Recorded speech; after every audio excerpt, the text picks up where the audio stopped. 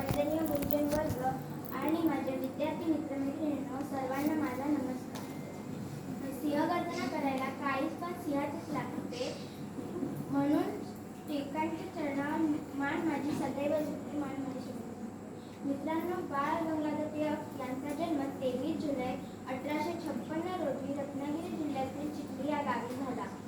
लोकमान्य टिळक हे भारतीय स्वातंत्र्य चळवळीचे प्रमुख नेते होते. लोकांमध्ये स्वातंत्र्याविषयी जागृती व्हावी म्हणून त्यांनी केसरी व मराठा ही 2 वर्तमानपत्रे सुरू केली. टिळकांच्या